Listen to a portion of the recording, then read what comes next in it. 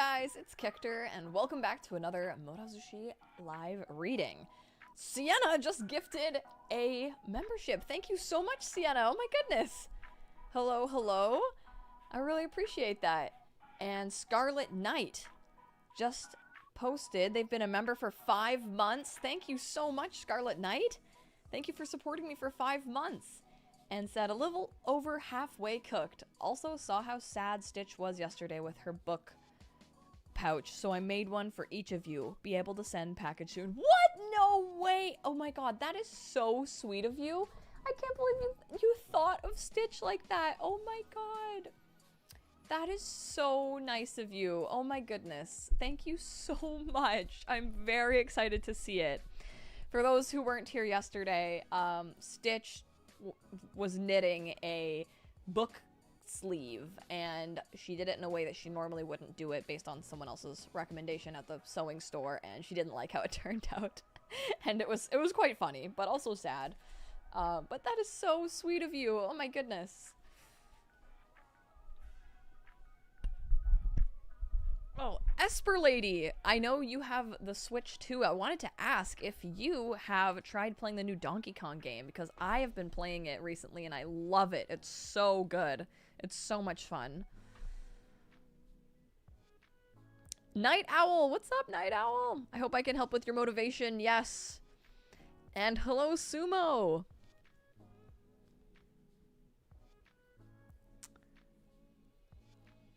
Hello, hello. Today, Stitch and I went thrifting looking for some final pieces for our WANGXIAN cowboy AU. And Stitch found the best possible. She found everything. She actually found a vest, and she found boots with like tassels and a belt, and they're all in the same color. And also, it was 50% off. So, all in all, it was $11.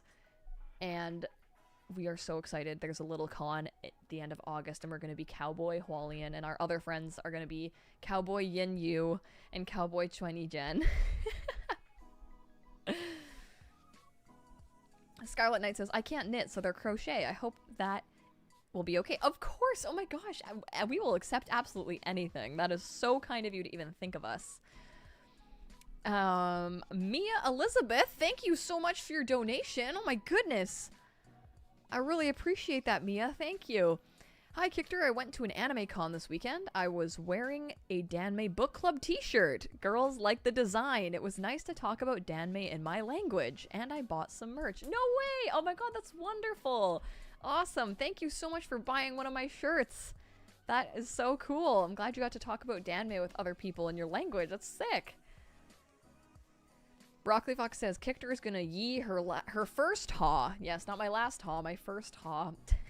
I've yeed my haw a little bit. With Stitch being from Montana and all. I am wearing plaid after all.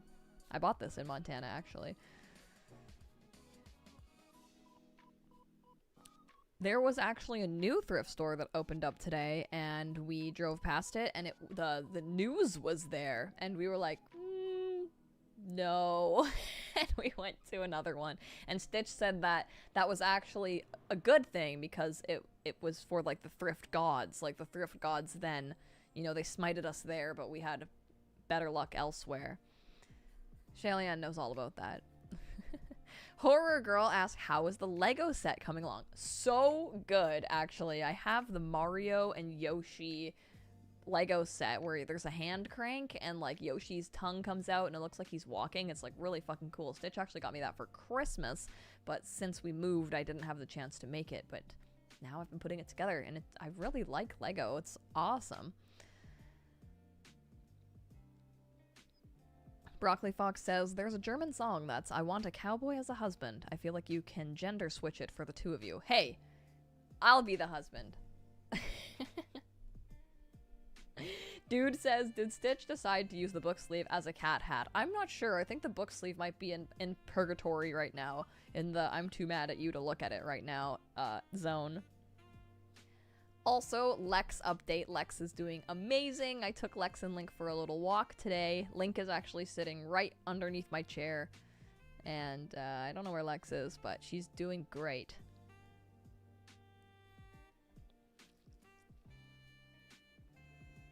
Sienna says, I can't wait to build my 2 Animal Crossing Lego sets next month. Nice! Oh, that's awesome!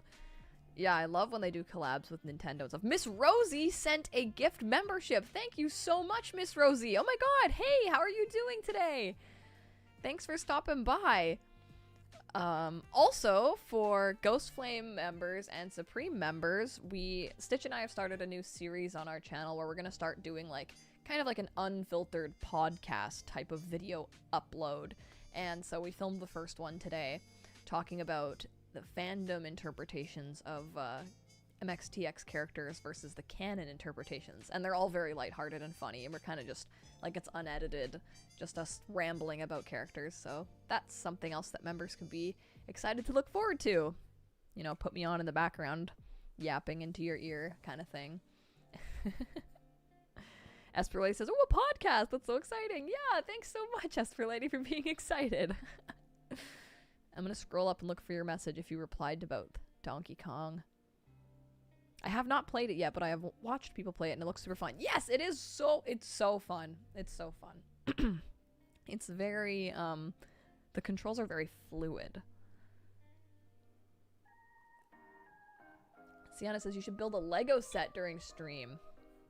Yeah, I could do that. Actually, I have this thing I want to... There's these little TGCF character blind box things I have that I want to open during a stream. Hey, Kate! Long time no see. Broccoli Fox says, I also fought a crowbar and lost. Managed to hit myself right in the knee with the sharp end. Now my leg hurts. Ouch! Oh my gosh, that's awful. Crowbar makes me think of...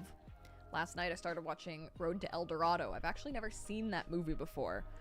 I know all the memes from it, but I've never seen it, and I fell asleep in the middle of it, so maybe we will watch the rest of it tonight.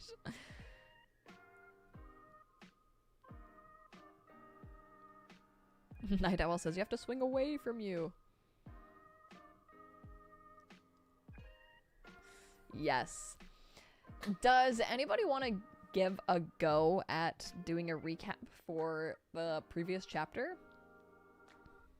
Rose City Kimono, thank you so much for your donation. Oh my goodness, thank you. Rose City Kimono says, I officially finished Astrolabe Rebirth earlier today. So with that, I posted a mini review on the community page. I wanted to make sure you knew since you wanted to hear about the story. I am very curious about Astrolabe Rebirth, which is a new danmei. It's only 1 volume long. Unheard of, right? And it's written by Fei Tian, who has written Legend of Exorcism. So I'm very interested in what your review is like. I'm just going to read it out loud. A bit of a review. It's not really a world-ending story, but one of the world going through a rebirth, and that is where the book name came from. There were definitely parts that could have been expanded on, but if that happened, the story wouldn't have been a single book. So those parts felt rushed. I also know some people will like the ending, but again, I felt it lacking. I felt it needed to have at least one extra. Here's where that thought comes from. Remember how the main story of Thousand Autumns ended, with Yan Wuxi opening his eyes and that's it? Yeah, that's Astrolabe Rebirth, but without the extras that show their lives together. Oh, okay. So yeah, it's the type of thing where like normally, like some danmei do end where the couple is together, but you don't really get to see them be cute together until the end. I see. Interesting. Okay. I feel like not very many people have read this book or even heard of this book, so thank you for you know, being the first in this community at least. Kate says, you'll need to tell me where I can buy all these blind box things when I'm in Vancouver. I need to spend all my money on gambling. Dude, oh my god. There is one shop like by my house that does them. And then that's like the randomest shit. Oh, there's the Richmond Night Market. I wonder if that's gonna still be up here when you're here. CSZL, thank you for your donation. Recap, Lan Wangji chases a spy and Wei Wuxian gets caught by Zheng Cheng. Puppy trauma. Oh no, not the puppy trauma, yes. Jin Ling rescues Wei Wuxian. Wei Wuxian takes a curse for Jin Ling. Lan Wangji wins gay chicken. Ni Huaisang panic explains and gets his wall torn down. +2 handsome legs. That's a fantastic, that is a perfect recap actually. That is literally perfect, yeah. So there is the evil arm, you know, that's like pointing them different places, and it led them to this tomb. It turns out it was like the Ni clan tomb where they bury swords instead of people because the swords in the Ni clan are super powerful and will go fucking crazy. And they found a corpse in there that actually had a different set of legs sewed onto it. And so they are now assuming that this cursed arm they have has its matching legs. And now it's pointing in another direction, so I suppose they're gonna go investigate and try and find the torso or the head or whatever.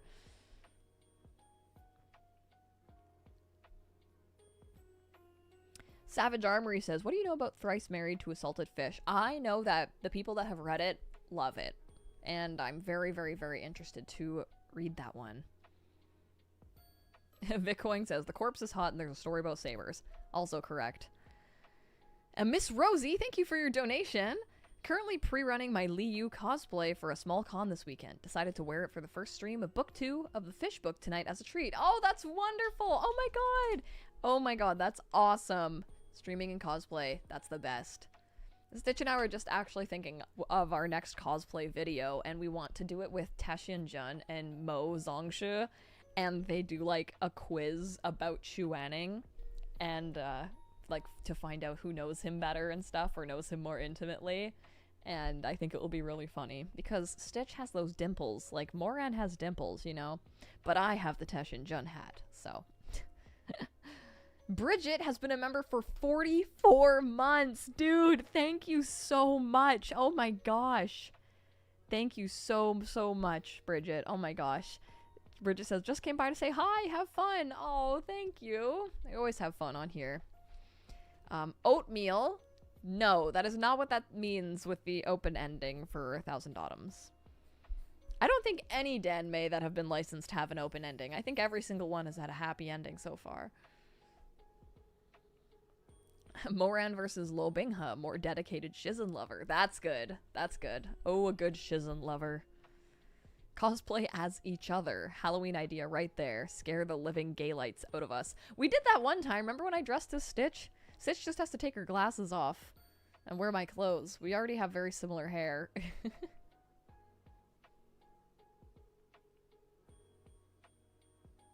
Oh my gosh, I just saw a guy is buying a lemonade from the girls outside selling lemonade.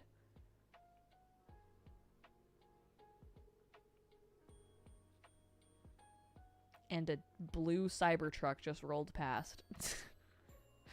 Oh, the dichotomy. Nachos just wrote the most insane message ever. Watching this in my bed and snuggling with my ball sack looking Sphinx cat who smells like tortilla chips. Oh my god. Oh gosh. Briarbox, yo, what's up, Briarbox? How are you feeling today? Briarbox says, I'm watching the Dongwa again, and holy balls, it's so much sometimes. I love it and cry every episode. Oh, right? Isn't it good?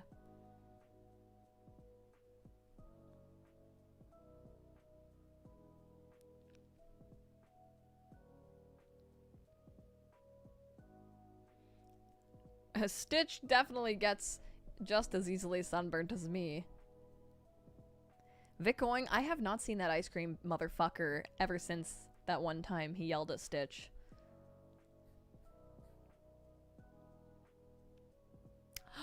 Kate, thank you for your donation, Kate. What the heck? Kate says, almost had a Britney moment today. Or Feng Xiao moment, I guess. And wanted to cut off all my hair because I'm tired of my dry ass Velcro hair. So I'm getting a haircut soon because I can't pull off bald. Oh my gosh. Oh my gosh. Are you gonna get it cut short? What are you thinking? Dry ass Velcro hair. Damn. I'm sure you look great, Kate. Ice Cream Man is scared. Yeah, as he fucking should be. He could sense my evil intent.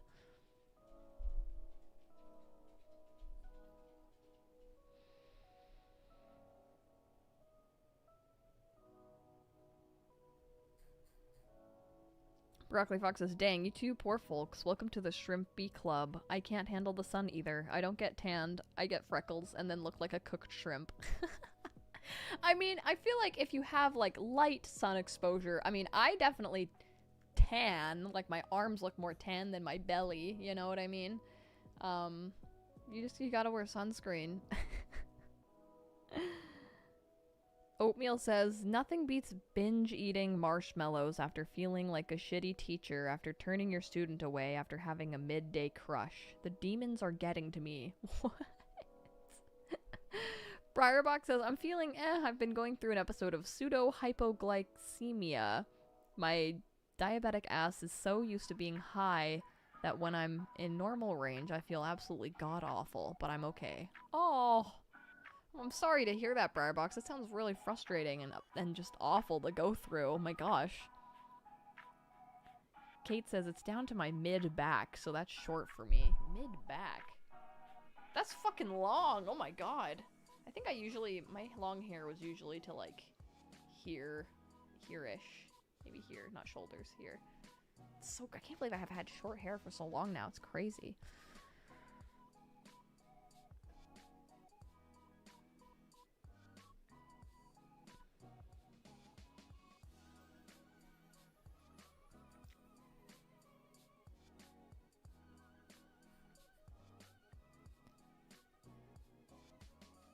Diety says, how's your day? My day's really good. This morning, we had coffee, and then we went thrifting. We went to 2 different thrift stores, and then we got barbecue meat buns at T&T.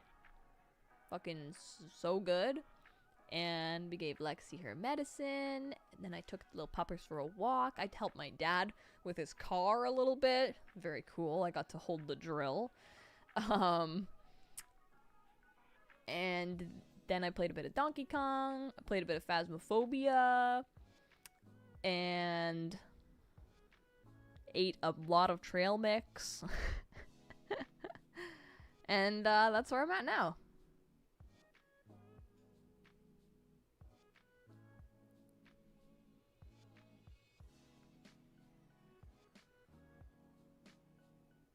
Night Owl says, I am not allowed outside sometimes with how pale I am. We are hitting 100-degree weather on average here. Damn, that's crazy. Got that gorp.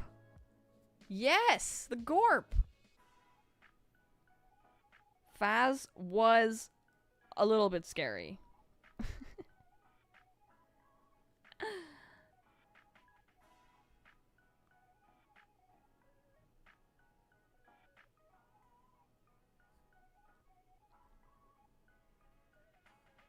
Kate says, my child is so much darker than me and my husband makes fun of me. She's part Jamaican and I am pasty white, so I burn. Oh my god, is your husband Jamaican? Have you ever tried Phas with VR? Even worse. Oh god, I think I'd throw up. I really fucking like Beat Saber. But man, there was one VR game that I felt so sick playing. I'm sure that would be so scary, though. I'd definitely fall over. He's half Jamaican. That's cool.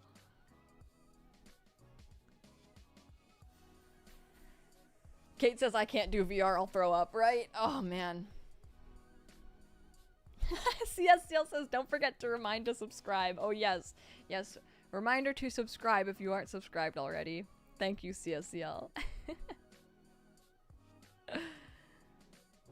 Alright, shall we dive into this book? Chapter 7, The Morning Dew. Is this chapter super long? Yes, it is.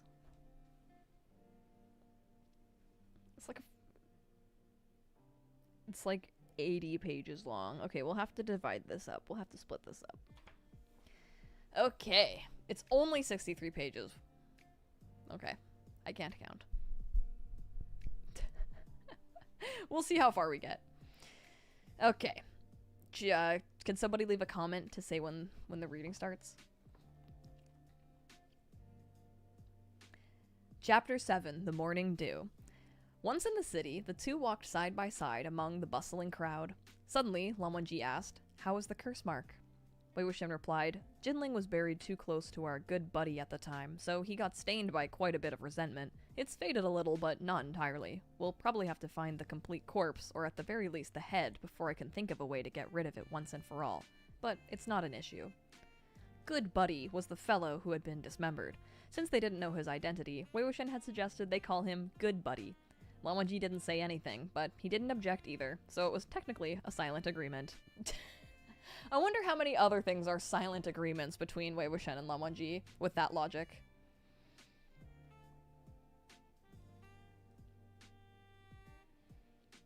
Of course, he never used that term of address himself.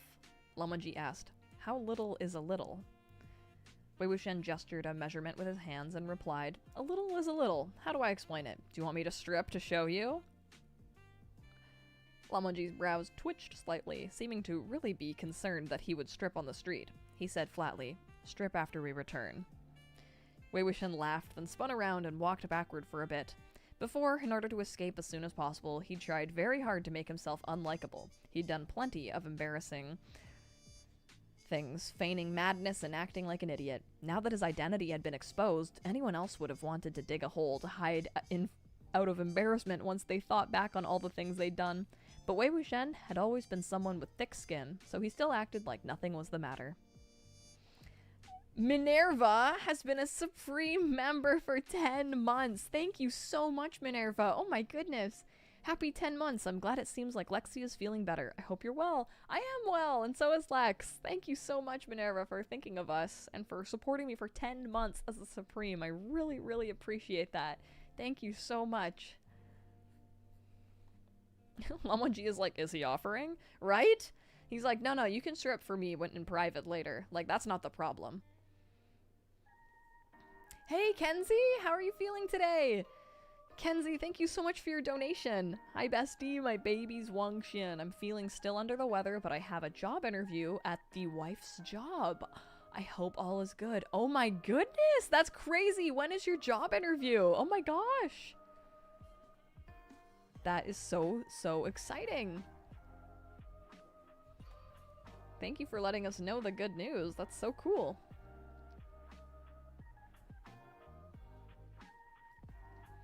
That being said, someone with the slightest bit of shame would never do something like climb into someone else's bed in the middle of the night, forcibly try to get into the same bathtub, demand to know if he was pretty after putting on makeup, or other such weird antics. But he pretended not to remember anything, so naturally, Lan Wangji wasn't going to voluntarily mention it either. The two had been acting as if nothing had happened, meaning today was the first time since then that he'd made such a joke. After he was done laughing, Wei Wuxian composed himself. Hengguanjun, do you think the same group that threw our good buddy's arm into the Mo Manor to attack your clan's juniors was also the one who sewed his legs onto another corpse before burying the whole thing in the wall? In both the past and present, he had always called Lan Wangji by his birth name in his own head, but recently he'd gotten used to using his venerated sobriquet every day. Besides, using this form of address carried a certain flavor he'd developed a taste for. It pretended to be serious, yet had an odd sense of silliness, so he continued to use the name outside half-jokingly. That is so cute. It's like you're using such a non-intimate name, but because the both of you know the intimacy between you, it becomes extra intimate, if that makes sense. Lan Wangji is just seeing it all as flirting. I think Lan Wangji is like, what is he doing? Or also, is he making fun of me? Ugh. Two groups, Lan Wangji replied. So we're basically of the same mind, Wei Wuxian said. Going through all the trouble of sewing the legs onto another corpse and then hiding them in a wall, clearly not wanting the limbs to be discovered. If that's the case, then the left arm wouldn't have been purposely thrown out to attack the disciples of the Land Clan of Gusu, since that would for sure attract attention and investigation. Thank you, Scarlet Knight, for gifting a membership. Thank you so much. I really appreciate that. Thank you. Sienna, he is calling Lan Wangji Hengguanjun, so he's calling him by, like, his title, Light-Bearing Lord, instead of Lan Zhan.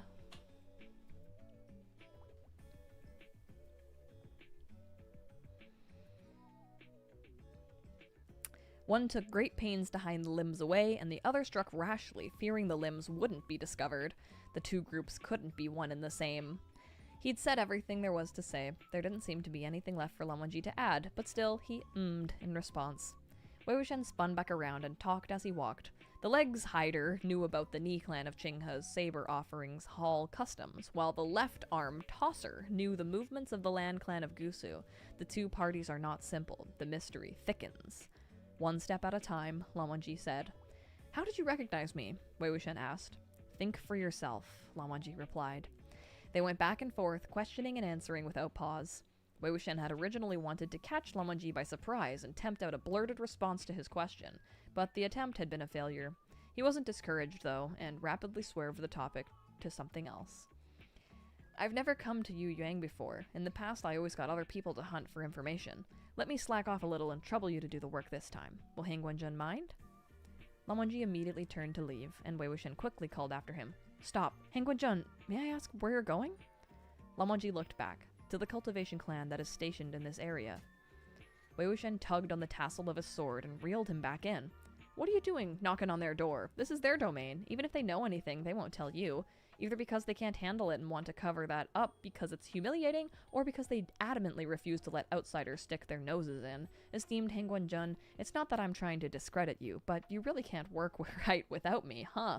It'd be a miracle if you managed to get any information the way you hunt for it. What he said was a little blunt, but in Lan Wangji's gaze, beneath his eyelashes, there was nothing but softness. He answered quietly, What he heard there, what Lan Wangji heard there was, you can't work without me. He's looking at Wei Wuxian like, blah blah blah, proper name, proper place, blah blah blah, work together.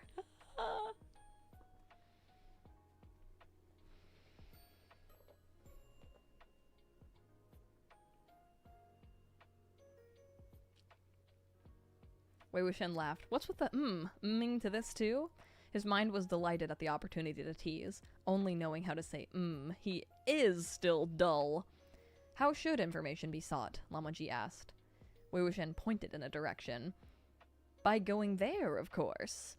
The place he pointed was a long, wide street. Along the sides of the street hung showy store signs of various sizes, bright, incredibly eye-catching red cloths wafting in the wind. Every store had their doors wide open and round, black jugs displayed outside. There were waiters carrying trays of small wine cups, slapping their chests and recommending brews. The wafting, fragrant scent of strong spirits filled the street. It was no wonder Wei Wuxian had found himself walking slower and slower earlier. When they reached the intersection, he came to a complete stop and pulled Lan Wangji to a stop too. Wei Wuxian said seriously, the waiters in places like these are usually young and sharp-witted, fast and efficient, and since there are many customers every day, talk runs rampant. Word of strange occurrences never escapes their eyes and ears. Lan Wangji and didn't disagree, but a certain assumption was already written on his face. You clearly only want to drink. Wei Wuxian pretended he couldn't read his expression. He yanked on Lan Wangji's sword tassel and stepped into the tavern district with his eyes beaming. Wei Wuxian pulling on Lan Wangji's sword tassel is also very cute.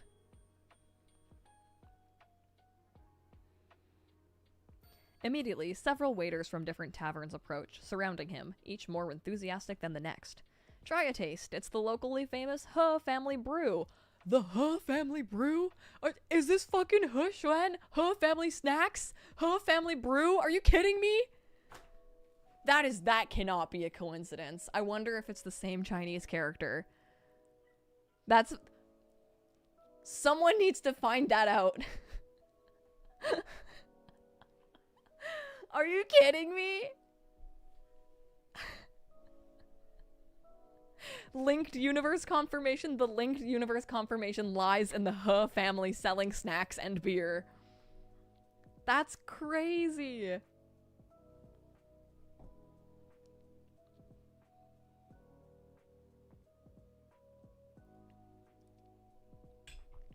Wow, that's nuts.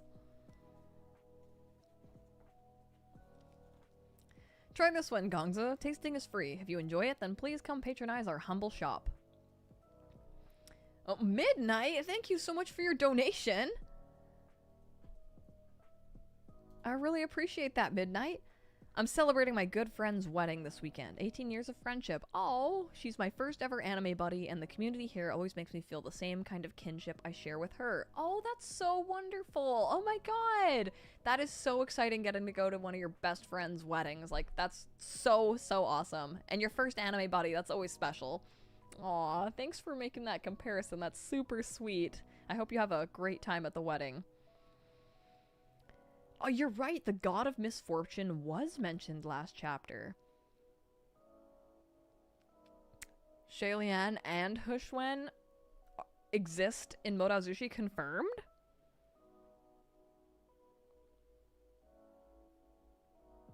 Right? Her family brew and her family snacks can't be a coincidence, right? The McDonald's of the MXTX verse.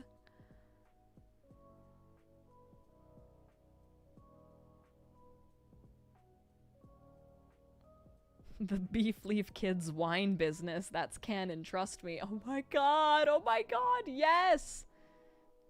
Yes.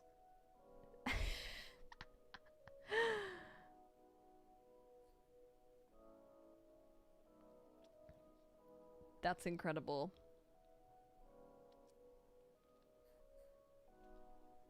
Okay. This liquor doesn't smell strong, but the after effect is sure to satisfy you. If you can still stand after drinking this, I'll change my surname to yours. Having heard this, Wei Wuxian exclaimed, "Great!" He took the bowl of liquor the waiter was holding and tossed it back, then grinned and showed him the empty bottom of the bowl. Changing to my surname? Surprisingly, the waiter didn't cower. Instead, he held his head high and spoke with more gusto. "I meant to drink an entire jug." "Then give me 3 jugs," Wei Wuxian said. The waiter was overjoyed and rushed back into the tavern. Wei Wuxian turned to Lan Wangji to explain himself. "It's business. We help their establishment first, then talk after. It's easier to open mouths after all that's taken care of." Lan Wangji paid the bill. The two entered the tavern. There were wooden tables and chairs installed inside for guests to rest and chat while they drank. There was another waiter inside who perceived Lan Wangji's dress and demeanor to be shockingly divine and didn't dare to receive him poorly, so he gathered his strength and scrubbed the furniture hard before he dared direct them to their seats. 2 jugs sat next to Wei Wuxian's feet, while another was held in his hand. He bantered a bit with the waiter, getting chummy with him before cutting to the chase. Were there any strange happenings in the area?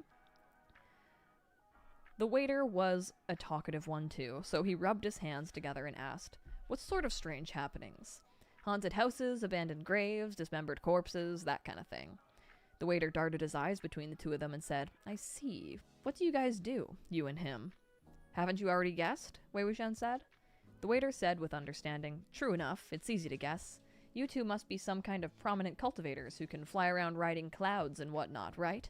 Particularly the one beside you, sir. Usually I never see anyone, so... Wei Wuxian grinned. "So beautiful." Right in front of Lan Wangji? You call him so beautiful? How is he He's going to get the pitter-patters! Oh my god. The waiter laughed aloud. "Listen to you, sir. This Gongza is gonna be displeased. Strange happenings, right? Yeah, he's gonna be displeased that you're saying that. He's loving it."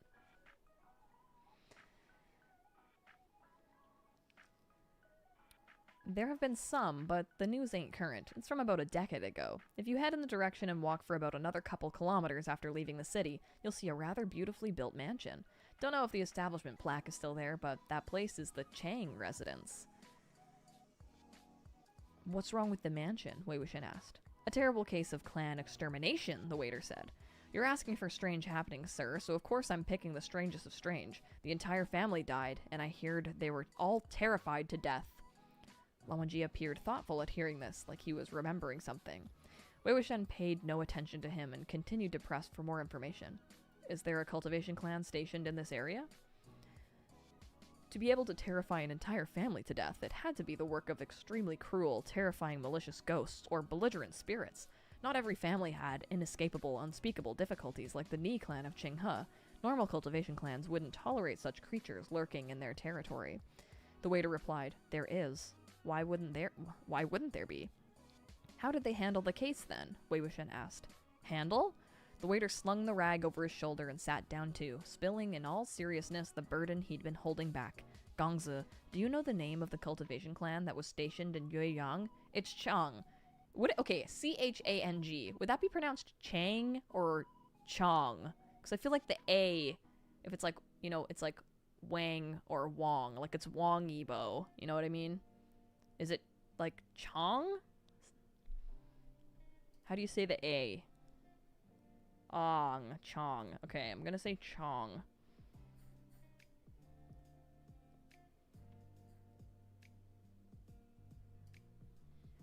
Okay, it's Chong. The family that died, it's them. They all died, so who's left to handle anything?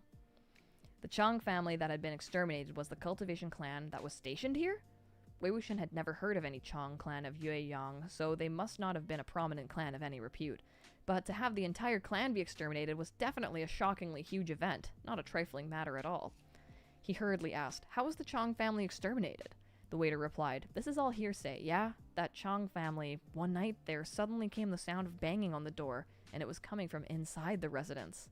Banging? Wei Wuxian asked. That's right. The banging was so loud it shocked the heavens. There was yelling and crying coming from inside, like everyone was locked in and couldn't get out. That's just too strange, ain't it? The door was barred from the inside, so if people inside want to get out, just remove the bar. Why slap the door?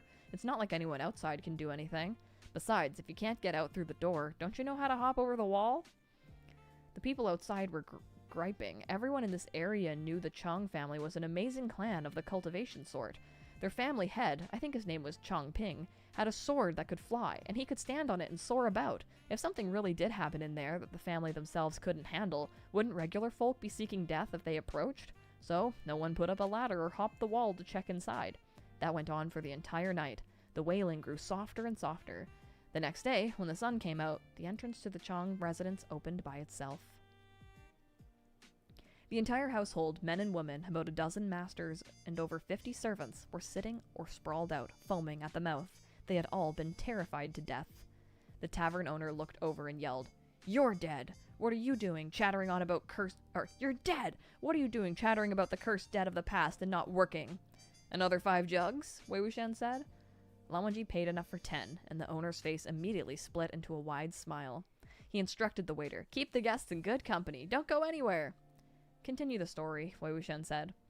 With no more fear or disturbance, the waiter thus gave all he had in telling the tale with all the drama it warranted. Ever since then, for a long time after, if passerbys were to travel in the dark of night near the Chong residence, they would hear banging on the door, coming from the inside. Just think, were the ones riding clouds, cultivating and exterminating monsters. They'd seen plenty of evil before, and yet they were still terrified to death. How horrifying is that? If you walk the night road too often, sooner or later you'll run into ghosts. Even after they were buried, you could still hear that sound of banging in their coffins, though they say that the family head, Chong Ping, was out at the time, so he escaped disaster. "Didn't you say the entire family died?" Wei Wuxian asked. "Relax, I was just getting to it," the waiter assured.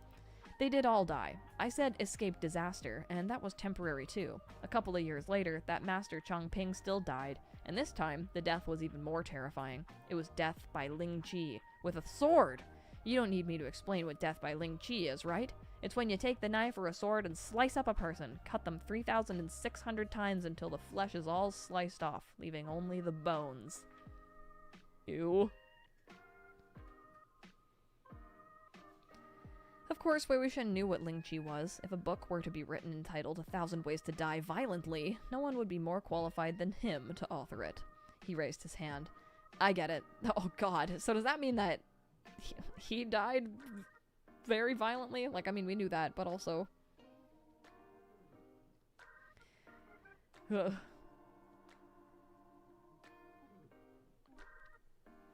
That is a weirdly specific number of cuts. The waiter replied, sorry, I get it. Then, buddy, do you know the reason why the Chong family was exterminated?" The waiter replied, "I heard it was a setup by another cultivation sect. There's no doubt about that, though. Otherwise, how could a group of live cultivator folks no less, not be able to escape? They must have been trapped inside by something. Or someone." The tavern owner, afraid the topic would dampen their good time, had thus bought them 2 small plates of peanuts and melon seeds. "Just like Texas Roadhouse, throw the peanuts on the ground!" Wei Wuxian nodded his thanks, then munched on the melon seeds as he continued his questions. "Did anyone ever find out just what that something or someone was?" The waiter laughed. Ain't that a funny joke, Gongzi? We're just some nobodies trying to make a living. What do we know of the affairs of a bunch of lords who fly around in the sky all day? You're all cultivators, sir, so you should know that better than me. I only heard some gossip about how they all offended someone they shouldn't have. In any case, since then, all the evil things around here were left running amok with no one to beat them back. Alas. Wei Wuxian wondered, someone he shouldn't have offended. That's right, the waiter ate a couple of peanuts. All the grudges and grievances of all those cultivation clans or sects or whatever are so complicated. I figure the Chong family must have gotten targeted by other cultivators. Murdering for treasure is a common thing, right? That's what the storytellers always say, and that's what's written in legends and romances to boot. Although I don't exactly know who it was, it seems it was related to an infamous evil overlord. Wei Wuxian smiled as he brought the liquor bowl to his lips, side-eyeing the waiter. Let me guess, you're gonna say you don't know who this evil overlord is, right? The waiter laughed. Wrong, sir. This I know. I think it was some old patriarch. Yiling patriarch. Ha ha ha. Wei Wuxian choked and pfft, letting out a stream of bubbles in the liquor bowl. What? Him again? The waiter said with conviction. Yes, that's right. Surname Wei. I think he's called Wei Wuxian. When others mention him, they always sound both hateful and scared. And Wuxian means no money, so it's kind of a joke here. ... Wei Wuxian reviewed the facts in his head and finally confirmed two things. One, he had never visited Yu Yang before, and two, none of the people he'd killed were ever done in through Ling Qi. This was an absurd accusation. He twisted his head to look questioningly at Lan Wangji, seeming to want an explanation from him. Lan Wangji, who had been waiting for this look, said, "Let us go."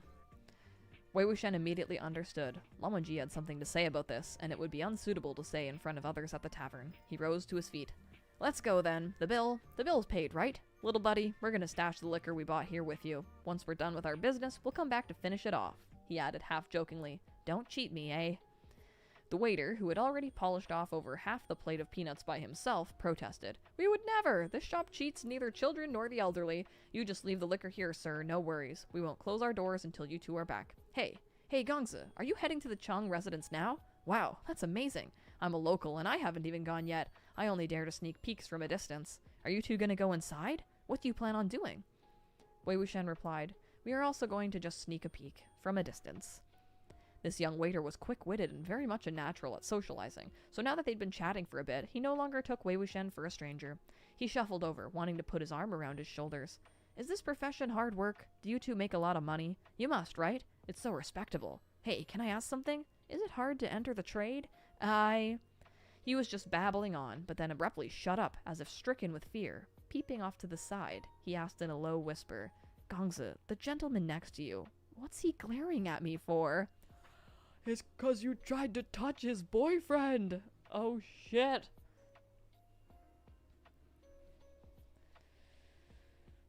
Wei Wuxian looked over, following his gaze just in time to see Lan Wangji twist his head away and rise to his feet to leave the tavern. Oh my god, imagine seeing Lan Wangji fucking glare at you. He said, oh, him, huh. That friend of mine was raised in a strict household. He detests seeing anyone with their arms around each other in front of him. Isn't that a little weird?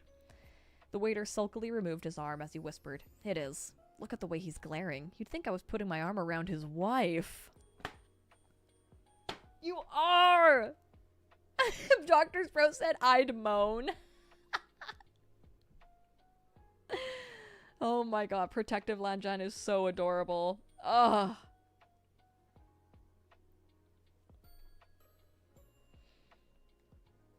Lan Wangji's sharp hearing meant it was impossible he hadn't heard that, even though the words were whispered. It did make one wonder what his thoughts were on the matter. Wei Wuxian was holding back his laughter so desperately that he was about to sustain an internal injury. He quickly turned to the waiter. I finished a jug. Huh? The waiter replied. Wei Wuxian pointed at himself, still standing. Only then did the young waiter remember that he had said, I'll change my surname to yours. He quickly exclaimed, Oh, that's amazing. I'm not trying to boast, but you're the first one I've seen that could still stand upright and speak without your tongue tangling up after finishing a jug. What's your surname, sir? Wei Wuxian replied, Then he remembered how the waiter had said Wei Wuxian earlier, and the corner of his lips twitched. He calmly continued, surnamed Lan. Oh my god! Oh my fucking god! You are his fucking wife! You just wifed yourself up! Oh my god, that's so good. That's way too good. Oh my god. It's a LAN party up in here tonight. That's crazy. I love how there was the talk where he was like, it sounds like his wife. He's protecting his wife, and then Wei Wuxian was like, bitch, I am his wife. He basically just proposed.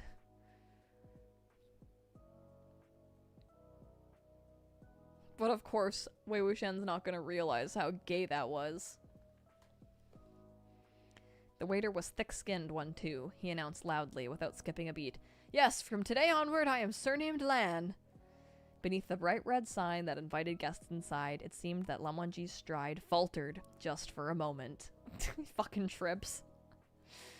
Wei Wuxian was smirking slyly. He strode over with his hands folded behind his back, then patted Lan Wangji's shoulder. Many thanks to Han Guanzhun for the kindness of paying the bill. I got the waiter to name himself after you. Oh, man.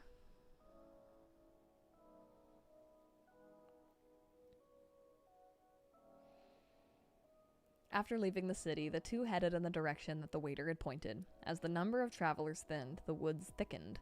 Wei Wuxian asked, "Why didn't you let me keep grilling him with questions earlier?" Lan Wangji replied, "Details of the Chong clan of Yueyang case have suddenly returned to me. I know of the rumors, and thus there was no longer a need to ask." "Before you tell me, let me ask you something," Wei Wuxian said. "Just confirm this for me now. The Chong family extermination wasn't my doing, right?" Even putting aside the fact that he had already been dead 10 years ago and his soul had been well behaved as heck, there was no way he'd forgot charging up to some clan's doorstep and annihilating the whole family. "It was not you," Lan Wangji confirmed. "I see," Wei Wuxian said. He felt like he'd been transported back to that particular time in his life when everyone had yelled for him to be beaten, a time when he'd lived worse than a gutter rat. He had been blamed for every bad deed, and people had dumped buckets of crap on him and when they pleased. If the little grandson of the old Lord Grandpa next door lost weight from refusing to eat, even that could be blamed on him. Surely the boy was just too horrified by the stories of the Yiling Patriarch's terrible massacres with the Ghost General. Yet unexpectedly, Lan Wangji added, "You did not kill them, but it is related to you." "What's the connection?" Wei Wuxian asked. "There are two," Lan Wangji said. "First, there is a character implicated in this case who was linked to your mother." Wei Wuxian paused in his step. He didn't know how to feel, nor did he know what face to make. He asked hesitantly, "My mother?" Wei Wuxian was the son of a family servant of the Zheng clan of Yanmeng, Wei Changzi, and his mother had been the wandering cultivator.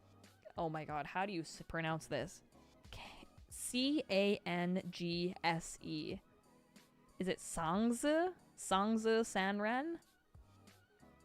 Is it a soft C?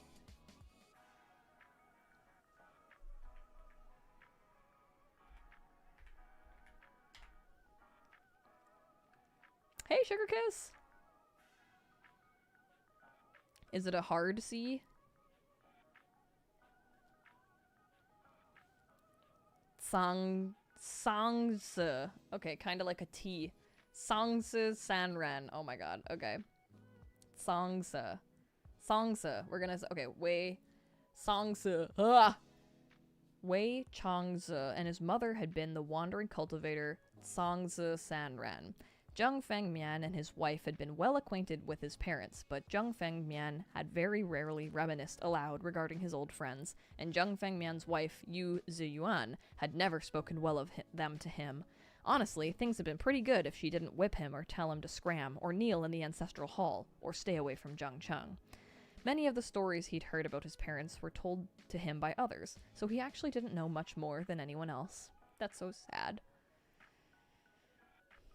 Lan Wangji also stopped, then turned around to meet his gaze. "Have you ever heard of one named Xiao Xingchen?" Precious baby boy! Oh, fuck! Oh, God, I love him so much! Shit. Wei Wuxian thought for a moment, then replied, "No." "No was correct," Lan Wangji said. "It was 12 years ago when this man emerged from the mountain and achieved fame, and now there are none who speak of him." Oh, it's so sad. 12 years ago happened to be the year right after the siege of the Yiling burial mounds, so they had just missed each other. Wei Wuxian asked, which mountain was it, and who was his teacher? Lan Wangji replied, the mountain is unknown. Xiao Qingxian studied the way of the Tao under the tutelage of Bao San Ren. Now Wei Wuxian understood why Lan Wangji had said that this man was linked to his mother. He said, that means that this Xiao Qingxian was technically my mother's martial brother, huh? Zhangzi Sanren had also come from Bao Sanren's school. This Bao Sanren was a hermit cultivator who lived hidden away from the secular world. Apparently, she was a cultivator of the same generation as Wen Mao and Lan An. Other celebrities of that generation had long since dissipated in both body and soul. Only Bao Sanren still walked the earth. If that really was true, then she should be many hundreds of years old, which proved she was in possession of incredible cultivation. In the years ruled by those of her generation, with Wen Mao as leader, clans had flourished while sects declined. Leading factions of cultivation authority that were bound by blood ties sprouted like bamboo shoots in the spring. Any cultivator with a lick of fame founded their own sect, and yet this master chose to retreat to a mountain hermitage. Her cultivator name was Bao Shan, meaning to embrace the mountains. Which mountain was it that she embraced? No one knew, but it was precisely because no one knew that it was called a hermetic retreat. If she could easily be found, it wouldn't have been considered so. This elder led a hermitic life upon an unknown immortal mountain. She often secretly picked up orphans and brought them up the mountain, taking them in as her disciples.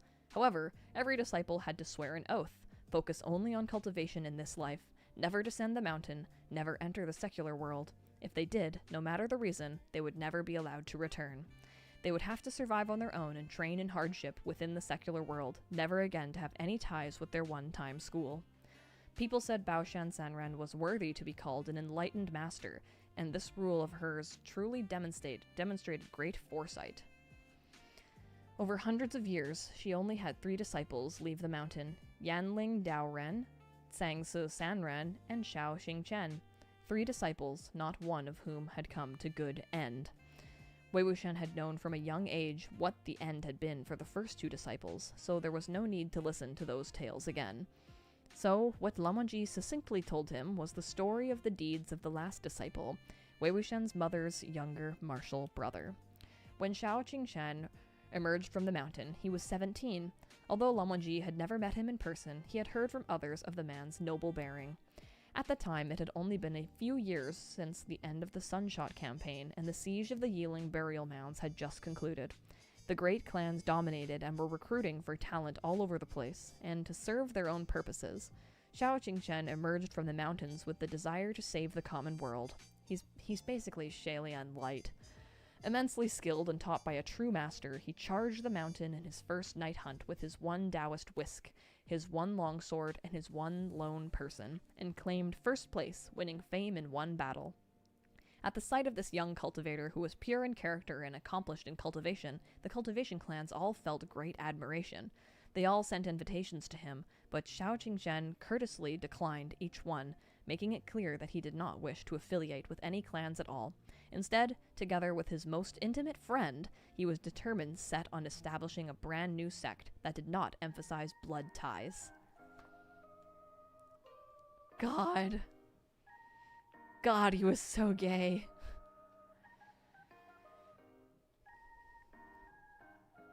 Xiao Qingchen's character was as soft as pampas grass, but his heart was as strong as a rock, gentle on the outside, steadfast on the inside, and spurning contamination by corrupt forces. At the time, if a difficult matter arose, and any and all would rush to seek help from him first and foremost. Furthermore, he never rejected anyone, so opinion of him was extremely high. The obliteration of the Chong clan of Yueyang happened right around then. One fateful day, the family head of the Chong clan of Yueyang took a few family members with him to attend a night hunt. Over half a month later, he suddenly received the awful news during his travels and hurried home. After the period of mourning, it was discovered upon further investigation that someone had maliciously destroyed the protection array of the home, allowing the entry of a band of cruel and belligerent evil spirits. Beyond that, everything was a mystery.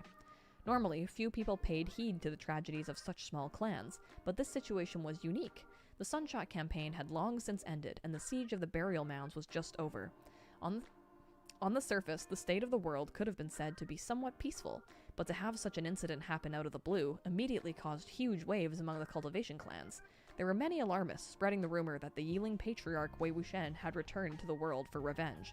However, there was never any evidence of that, and no way of catching the murderers. Of course, Xiao Qingchen could not remain indifferent to this case. He voluntarily took it on right then and there to seek the truth for Changping. The name of the murderer was Shui Yang.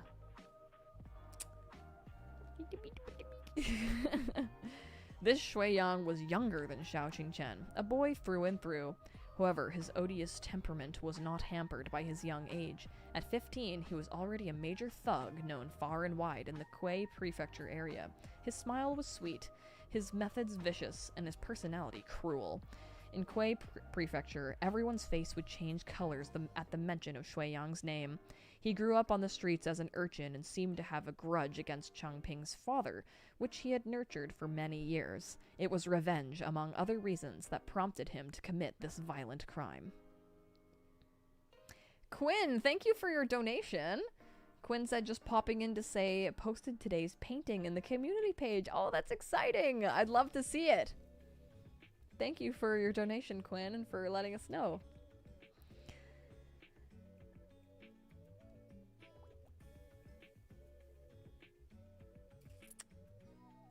After Xiao Qingchen had figured out the truth, he crossed 3 provinces and caught Shui Yang, who was still freewheeling about and brawling with others, and quite self-satisfied. At the time, the Jin clan of Lanling was holding a symposium at their residential mansion, Golden Carp Tower, and all the major clans were present to debate and discuss Taoism. There, Xiao Qingchen dragged Shui Yang forward for all to see. The whole story was explained in detail, and severe punishment was pleaded for. Xiao Qingchen had laid down every piece of evidence clearly. Most of the clans had no objections. Only one clan opposed him vehemently, and that was the Jin clan of Lanling. Objecting under those circumstances would risk universal condemnation, said Wei Wuxian. Could Shui Yang have been a favorite of Jingguanshan? A guest cultivator, Lamonji replied. He was their guest cultivator? Wei Wuxian asked. The Jin clan of Lanling should have ranked as one of the 4 major clans by then, right? Why invite a little thug to be a guest cultivator? This is the second connection, Lamonji said. He stared intently at Wei Wuxian's eyes and continued, slowly. It was because of the Yin Tiger Tally. Wei Wuxian's heart violently lurched. He was definitely no stranger to the name Yin Tiger Tally. On the contrary, no one was more familiar. And there is a picture.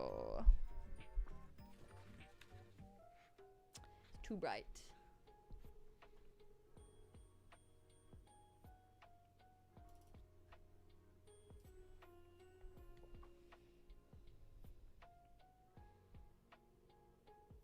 Yin Tiger Tally, and then scary ghosts. Ah, they're gonna grab you! Get 'em.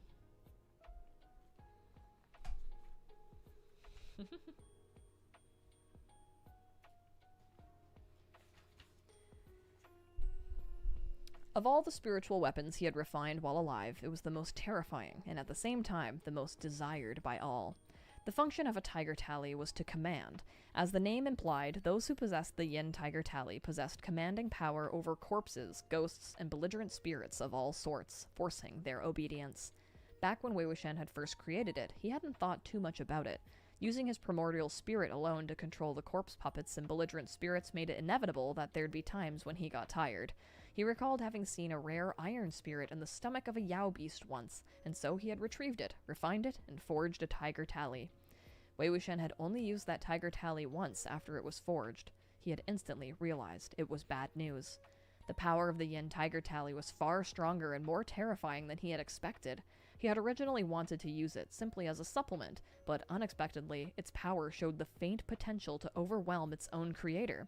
Moreover, the thing didn't recognize any one master. If someone got their hands on it, no matter who that person was, good or bad, friend or foe, it would be theirs to use.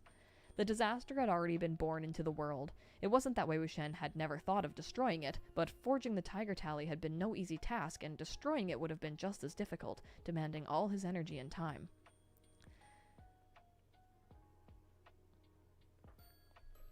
Oh, is my voice really quiet? I can turn it up a little bit. Is that better? Thanks, Sienna, for bringing that up. I just raised my audio up a bit, It was kind of low.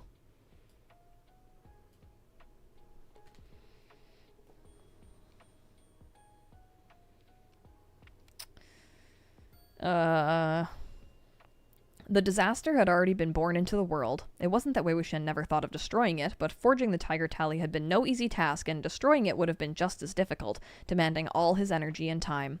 Besides, he had already vaguely sensed that he was in a bad situation. Sooner or later, everyone would be after his life. The Yin Tiger Tally served as an immense force of deterrence. People wouldn't dare target him incautiously while he had this spiritual weapon, so he kept it as a temporary protection. All he did was split the Tiger Tally into two, so that its powers could only be activated when assembled, thus making it so would never be used could only be activated when assembled, thus making it so it would never be used unless absolutely necessary. He had only ever used it twice, and each time blood had flowed like rivers. The first time had been during the Sunshot campaign. After using it the second time, he finally made up his mind and thoroughly destroyed half of the tally. Before he could destroy the other half, the burial mounds were besieged. Whatever came after that, well, it had no longer been within his means to care. Wei Wuxian was confident enough to provide commentary on his own creations, and on this topic he was quite sure that even if the clan had snatched the remaining piece placed it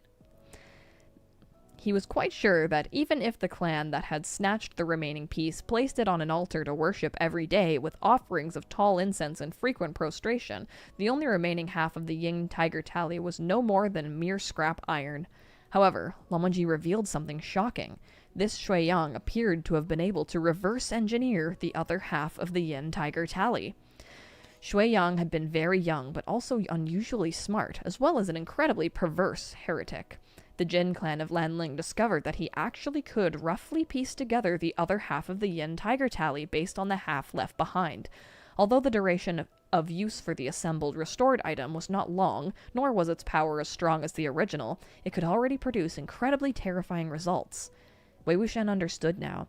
The Jin clan of Lanling still needed Shui Yang to continue the restoration of the Yin Tiger Tally, so they had to shield him. Maybe the reason Shui Yang had annihilated the Chong clan hadn't entirely been to avenge wrongs committed against him while as an impoverished urchin.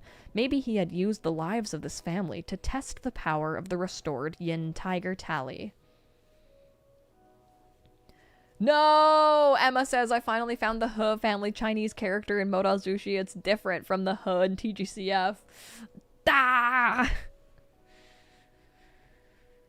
That's okay. Maybe someone else wrote it down wrong.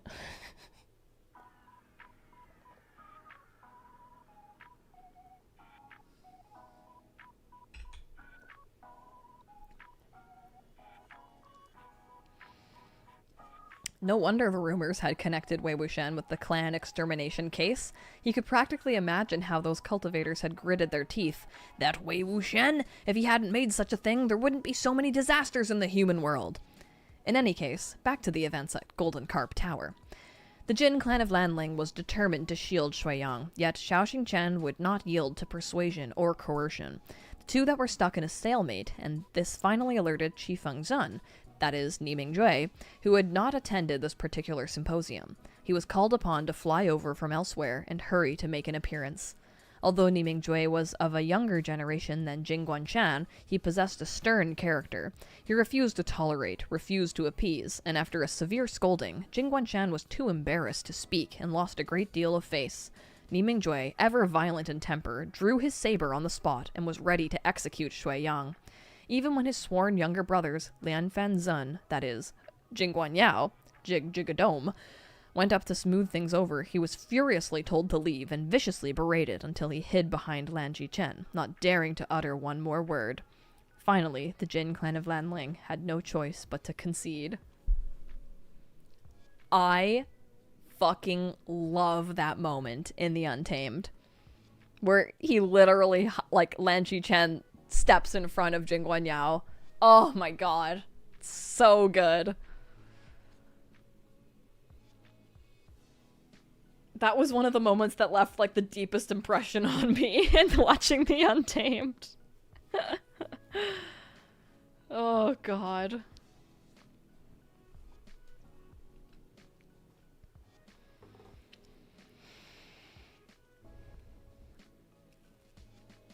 Ever since he'd been dragged to the Golden Carp Tower by Xiao Qingchen, Shui Yang had been without fear the entire time, knowing he had a strong backing. Even when Ni Mingjue's saber had pressed against his neck, he was still grinning happily. Before he was carried away, he said quite warmly to Xiao Qingchen, "Daozhang, don't you forget me, just you wait and see." Having listened thus far, Wei Wuxian knew that wait and see was a certain promise to make Xiao Qingchen pay an incomparably excruciating price. Is anybody confused?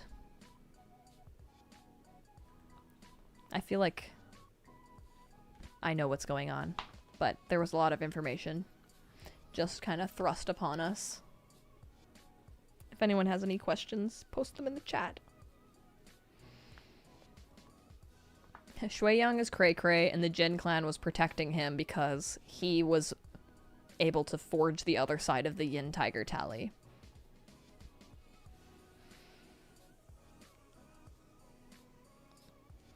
As deserving of their name, the Jin clan of Lanling was the most thick-skinned of the clans. Although they agreed to get rid of Shui Yang in front of all the clans at Golden Carp Tower, the moment Ni Mingjue was out of sight, they swiftly locked Shui Yang in the dungeons and changed the verdict to imprisonment, never to be released. Once Ni Mingjue learned of this, he was outraged. He exerted pressure on them once more, but the Jin clan of Lanling dragged their feet and refused to give that person over, no matter what. The other clans all watched the spectacle from the sidelines with their arms crossed. Who would have thought that, not long after, Ni Mingjue would suffer chi deviation and die? He had cultivated faster than any of the previous Ni clan leaders before him, but also died sooner than any of them. With the most difficult man gone, the Jin clan of Lanling grew ever more unscrupulous as they brewed more crooked ideas. Jing Guanshan began thinking of ways to pull Shui Yang out of jail to continue the restoration of the Yin Tiger Tally and the research into its secrets. However, this was still ultimately a dishonorable affair. It wouldn't do to pull a criminal who murdered an entire clan out of jail without proper cause. Thus, they turned their eyes to Chang Ping. They coerced and tempted him, harassing him non-stop until finally the Jin clan of Lanling successfully persuaded Chang Ping to change his story. He withdrew all the grievances he had stated before and announced publicly that the clan extermination case had nothing to do with Shui Yang. Having heard the news, Xiao Qingchen went knocking to demand answers. Chang Ping, full of resignation, said to him, "Other than ceding, what else could I have done? If I can't endure this, the rest of my family will have no way of living. Many thanks, Daozhang, but please don't help me anymore. If you help me again now, you would be harming me. I don't want the Chong clan of Yueyang to end just yet." And thus was the tiger released back to the mountain. Wei Wuxian fell into a deep silence. If he were Chang Ping, it wouldn't matter whether the Jin clan of Lanling was a prominent clan who abused their power and could deceive the world as they willed. It wouldn't matter who promised him a future of glory and luxury. He would never give in. On the contrary, he would personally visit the dungeons at night and cut Shui Yang into pieces alive, then summon his spirit back to do it again, over and over, until the boy wished he'd never been born into this world. Damn. However, not everyone shared the urge to drag an opponent down along with them. There were still several Chong family members alive, and Chang Ping himself was still young, with no wives or children. He had only just started on the path of cultivation. He had to carefully weigh his options, no matter whether it was the lives of the remaining family or his future in cultivation being threatened. After all, Wei Wuxian wasn't Chang Ping. He couldn't be outraged on his behalf, nor could he help him bear his fear and endure this torture of both body and mind. After Shui Yang was released, he carried out his revenge as expected, except he didn't enact revenge on Xiao Qingchen. Xiao Qingchen had emerged into the world alone and only made one good friend after descending the mountain. This friend, known as Song Lan, was also a reputable Taoist at the time, aloof, proud, and highly regarded. The two had both wanted to establish a sect that focused on shared ideals rather than nepotism. They could have been considered the best of friends, and they shared the same aspirations and interests. People of their time described them in such words: Xiao Qingchen, bright moon, cool breeze, ever distant. Song Zicheng, dauntless, scorns the snow and frost. And so Shui Yang decided to target his attack here. He reused the same tricks to thoroughly annihilate Bai Shui Temple, the place where Song Lan had grown up and studied. In addition to that, he hatched and successfully carried out a plot to blind Song Lan's eyes with caustic powder, with pocket sand. This time, he was experienced in clan annihilation. He was exceptionally efficient in the act, leaving no clues behind. While everyone knew it was definitely him, where was the use in knowing? There was no evidence. Jing WANGXIAN was purposely shielding him, and on top of that, Qi Fengzun of the Thunderous Temper had passed away. Shockingly, there was no one else who could do anything about him. Having listened to this point, Wei Wuxian suddenly found it a little odd. Although Lan Wangji seemed indifferent to worldly matters and too uncaring to meddle, based on Wei Wuxian's past understanding of him, he abhorred evil no less keenly than Ni Huaisong's older brother. The Jin clan of Lanling's actions had been less than savory back then, and Lan Wangji never hesitated to speak out. Even now, he rarely attended their clan's symposiums and was completely unsupportive. 2 consecutive odious incidents of murder would have been the talk of the town back then. Lan Wangji would not have sat back quietly. So how come he hadn't brought Shui Yang under control? Just as he was about to ask, he remembered the discipline whip scars on Lan Wangji's back. Oh my god, okay, look at these babies though. Best of friends, naturally. Look at them! Ugh! Songlan's so hot. Come on, man. It's so fucking sad. They were so cute. Beef Leaf much? I know it is kind of giving Beef Leaf with the whips, hey? They're also like kind of Huolian coded. Kind of. You know what I mean? You love that single bang, huh? I do.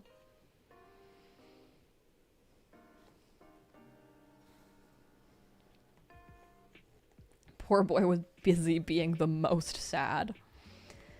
One lash from that discipline whip was deadly enough. There must have been a period of many years when Lan Wangji was forbidden to step outside the clan's walls if he had committed a grave crime that resulted in so many lashes. These incidents had probably happened when Lan Wangji was being punished or when he was nursing his wounds. No wonder he said he'd only heard rumors. Those scars really bothered Wei Wuxian for some reason, but it wasn't his place to ask directly, so the feeling would have to be suppressed for the time being. He asked, "So what happened to Xiao Qingchen Daozhang after that?" After that, of course, the curtains could only drop dismally on this play. In the past, Xiao Qingchen had bid farewell to his masters and left the mountain, vowing to never return. He took his promises very seriously, but Song Lan was blinded and had suffered further grave injuries, and so he broke his own vow. Carrying Song Lan on his back, he returned to Bao Sanren's hermitage to beg his master to save his good friend. In consideration of their past relationship as master and disciple, Bao Sanren accepted his request. Xiao Qingchen thus descended the mountain again, and his whereabouts had remained unknown ever since. Another year passed before Song Lan also emerged from the mountain. The people of the world were astonished to find his once thoroughly blinded eyes could see light anew. But the truth was this. It wasn't that Bao Sanren's healing abilities were godly, but that Xiao Qingchen had dug out his own eyes and gifted them to Song Lan, who had only been caught up in this mess because of him. Oh, God.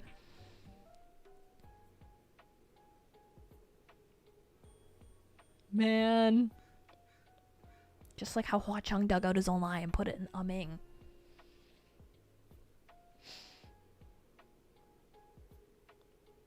Unfortunately, that meme, you know, the meme that's like, who do you think gave you the eyes?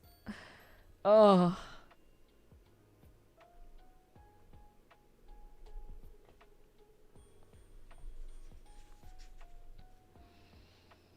Song Lan had wanted to seek revenge against Shui Yang at first, but by then, Jing Guanshan had already passed away.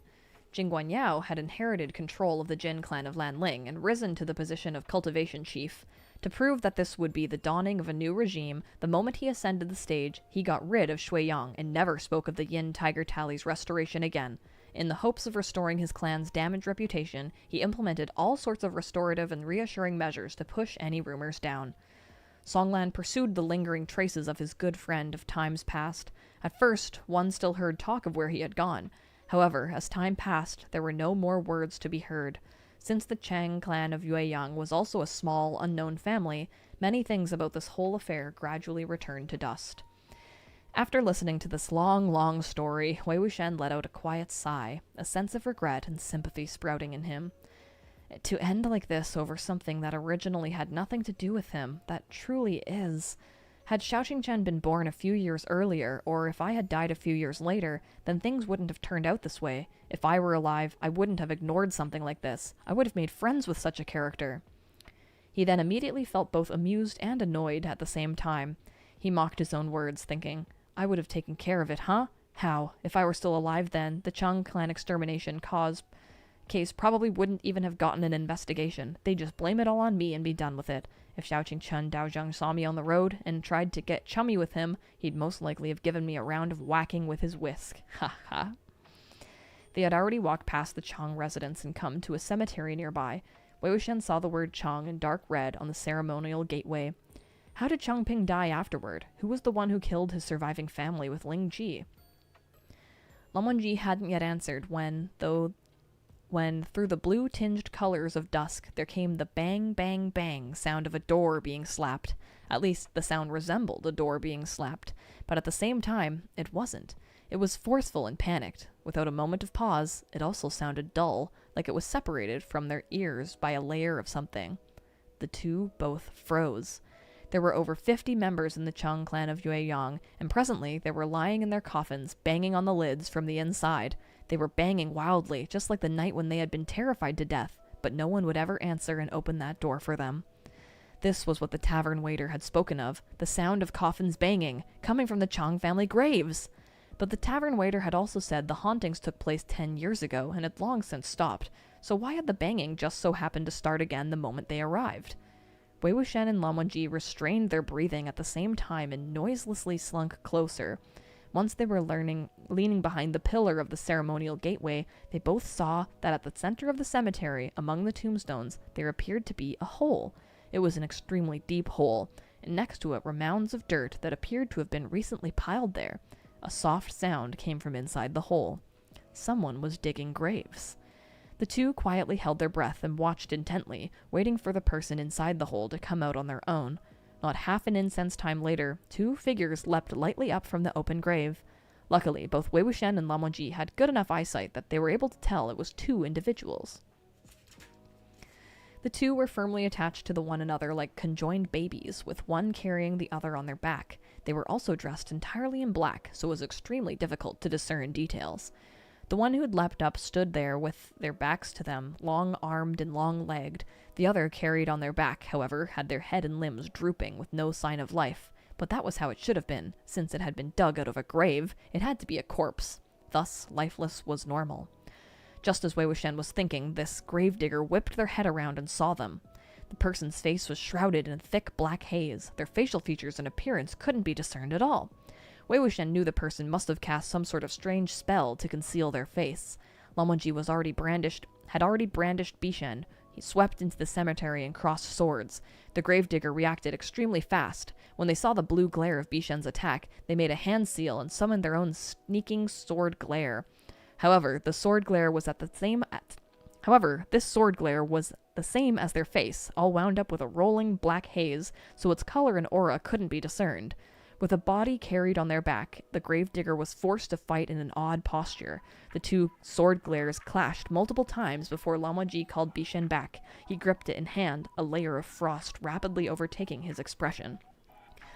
Wei Wuxian knew why his expression had turned so piercingly cold. It was because even an outsider like him could easily tell from the exchange of attacks just now that this gravedigger was extraordinarily familiar with Lan Wangji's sword technique. Lan Wangji did not speak a word, as the power of Bishen's thrusts grew even stronger, the will of his sword akin to the force of a mountain toppling seas overturning. The gravedigger was forced back again and again, seeming to know they were no match against Lan Wangji while carrying a body on their back, and that they would be captured if this fight continued. They suddenly pulled a dark blue talisman from around their waist. A transportation talisman. Creation Sylph Fandom, thank you for your donation. Night Hunt Festival in Georgia in September. Ooh, what is that? What? That sounds cool.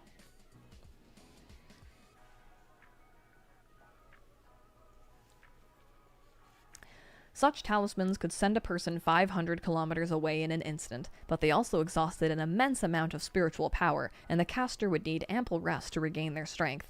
Those without such power couldn't use them, which was why they were not in wide use despite being high-grade items. Wei Wuxian saw the person was going to escape. He hurriedly struck out twice with his palm, then bent on one knee, smashing a fist on the ground. The power of this punch penetrated through layer after layer of earth, reaching the deepest part of the soil and piercing through the thick coffin lids. It simulated the disease trapped within to a near crazed state. There was the sound of cracking, then 4 bloody arms sprouted from the ground, forcefully seizing the left and right legs of the gravedigger. The gravedigger was unperturbed. They poured spiritual power into their legs, shocking off the 4 corpse arms and sending them flying. Wei Wuxian pulled out his bamboo flute, and a sharp, piercing melody ripped open the falling night. What is that melody? 2 skulls broke through the ground, their bodies shortly following. They crawled up the length of the gravedigger's leg, entangling their body like snakes, their mouths wide open and ready to bite down on their neck and arms. The gravedigger snorted disdainfully, as if saying, "Nothing but petty tricks." Spiritual power coursed through their body again, but this time, after sending out that shockwave of spiritual power, they jerked at the realization that they'd been had. They had sent the corpse on their back flying as well. Wei Wuxian laughed maniacally, slapping a tombstone. Lan Wangji, on the other hand, seized the limp corpse with one hand, while the other lunged with Bishan. When the gravedigger saw the thing they'd just dug out had been snatched by another, they didn't dare stick around. They couldn't beat Lan Wangji in a one-on-one fight, never mind with an additional troublemaker on the side causing mischief. They whipped the transformation talisman to the ground at their feet. There was a huge boom, blue flames rolled towards the sky, and their figure vanished within. Wei Wuxian already knew that the gravedigger had transportation talismans, and that they'd find an opportunity to escape even if they caught them. The corpse they'd unearthed was already a clue, so he didn't consider this a total loss. He walked over to Lan Wangji. "Let's see who they dug out." He was slightly taken aback once he saw. The head of the corpse was, surprisingly, already bludgeoned. The gaping wound didn't show any blood or brains, but rather wads and wads of cotton that were already slightly blackened. Wei Wuxian yanked, and the head came off easily. Dangling the exquisitely made fake head, he said, "What the heck is this? There's a fake corpse made of cotton and rags buried in the Chong family cemetery?" Only then did Lan Wangji take the corpse. He weighed it in his hand and realized there was something odd afoot. It is not all fake. Wei Wuxian felt the corpse all over and discovered its 4 limbs were limp, but the chest and abdomen area were hard and solid to the touch. He ripped the clothes off to see, and sure enough, the torso was real, but the other parts were all fake. The head and 4 limbs made of cotton must have been used to deceive this torso, to make it think it was still attached to its master. Judging by the skin color and where the left shoulder had fractured, this was the torso of their good buddy, which they had been seeking. The gravedigger just now had actually come to dig it out. Wei Wuxian rose to his feet. "It seems the corpse hider has already taken notice of our investigation into this case. They were afraid we'd dig up the torso, so they came to transfer it. We arrived just in the nick of time and ran into them. Ha ha! But," his tone took a turn, "why was that smoke mask so familiar with your clan's sword technique?" It was evident Lan Wangji was pondering the same thing as well, as the layer of frost on his face had not yet fully subsided. Wei Wuxian said, "That person's cultivation was strong enough that they could withstand the exhaustion of using a transportation talisman. They'd also cast a spell on both their face and sword. I can understand casting spells on your face. You don't want people finding you out, duh. But an unknown cultivator would have no need to cast concealment spells on their sword, unless their sword has a bit of a reputation within the cultivation world, and it's famous enough that people could recognize the sword glare. In that case, they'd have no choice but to conceal it, since they'd be exposed the moment they brandished their sword." Wei Wuxian asked cautiously, "Heng Guanzhen, when you were crossing swords with him earlier, did you think there was someone you're very familiar with?" Anything more specific than that would be discourteous to say. For example, Lan Qichen or Lan Qiren. Lan Wangji replied with certainty, "No." Wei Wuxian had full confidence in Lan Wangji's answer. He did not think Lan Wangji was someone who'd conceal the truth or someone who couldn't face the truth. Since he said no, then it must be so. He did not like to lie, either. The way Wei Wuxian saw it, Lan Wangji could sooner cast the silencing spell on himself than lie, so Wei Wuxian immediately crossed those 2 off as suspects. Then that makes things even more complicated. Lan Wangji packed the torso into a different double-layered evil-sealing Chen-kun pouch and put it away properly. The 2 made a few rounds of the area and then leisurely rounded back to the Tavern district.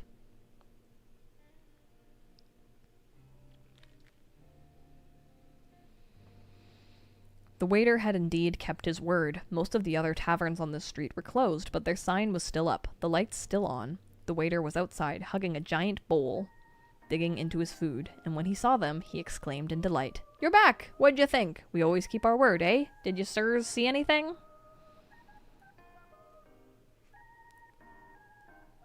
I think I remember what happens next.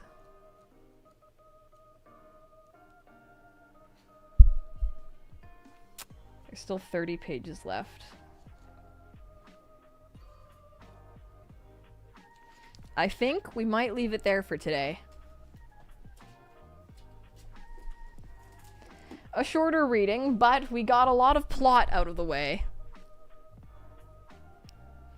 I feel like the first time I read this stuff with the Chong Ping family, I was so confused. And then I know it's like slightly different in all the different adaptions, right? But I feel like I fully understand what's going on now.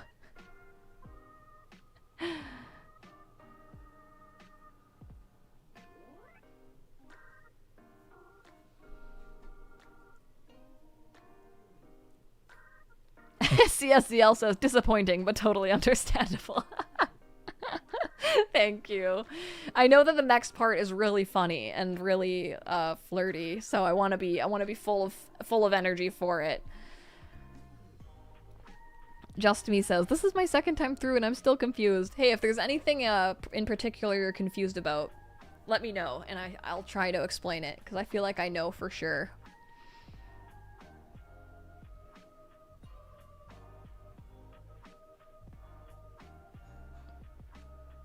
There's so much drama in this book. I know, there's so much drama. There's so many little interpersonal fights that happen. Sammy is random says, ugh, the cultivation world sucks. Everyone sucks, except for the main character, Nihuai-san. Yes, lots of drama. Lots of drama.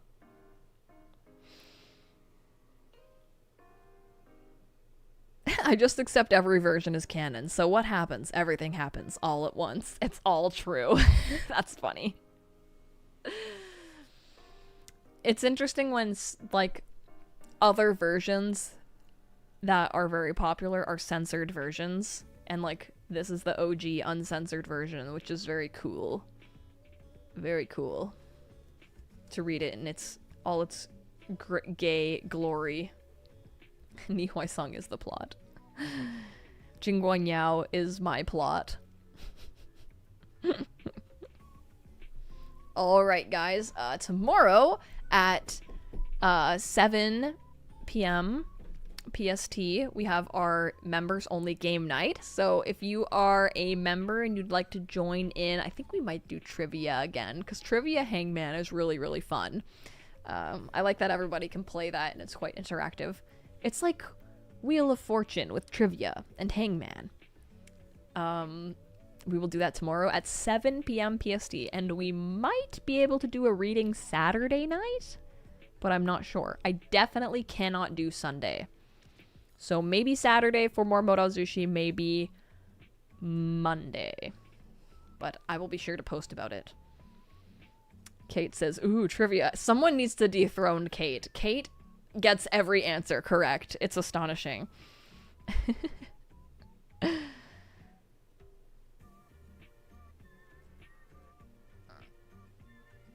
My time zone is for Vancouver or Los Angeles, PST.